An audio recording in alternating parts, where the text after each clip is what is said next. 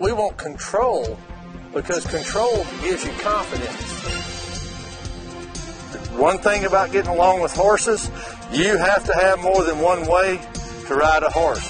There's 3 or 4 ways, maybe sometimes 4, 5, 6 ways to do the same thing. Thing about it, when we start training horses, we have a boundary of about this wide, maybe this wide. The thing about it, we all close up, we meet at the same place, and that's in the show pen. But I'm gonna try it. I'm gonna try to get the most out of her. I'm gonna put my best effort into it to get the best out of her. See how that mare run off? She's wanting to go over there and Rusty's horse. That's good though, because you know what? Every time my horse makes a mistake, you know what I get to do? We get one more stop, we get one more backup, we get one more turn. And you know what? It's going to take 10,000 stops, 10,000 backups, and 10,000 turns to get this mare to the show pen. So I might as well get started. And I want to focus on my weak spot. Right. When I'm riding, training this horse, and that becomes, it's not my weak spot anymore, that builds my confidence. And I think that'll build confidence for other people riding horses also.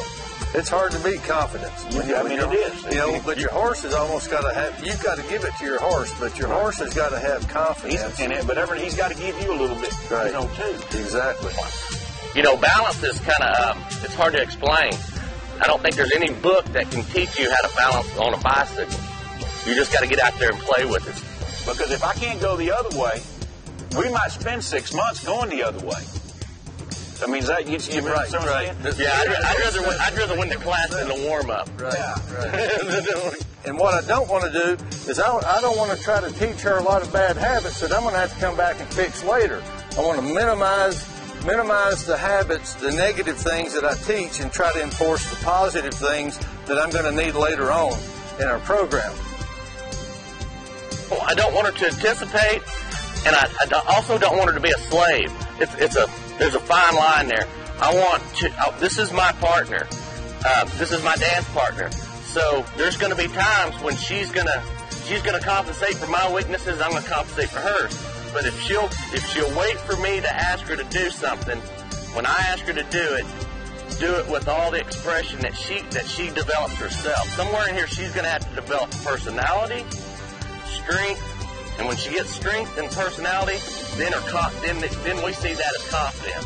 That's what this clinic is about. I mean, that's what this series is going to be about, and that's what we're about, is how we're developing these horses that we're going to show this year. You know, not saying that they're all going to make it, but then we want to have a show horse next year. And if we don't, we want to have a horse that we can go sell to somebody that they can go do 14 other events with. A good broke horse. A good broke horse. If you'll stick with it and have faith in what you're doing, it's probably going to work out. And if you can't have faith in what you're doing and the faith and the integrity to stay with it for a week, then don't do it.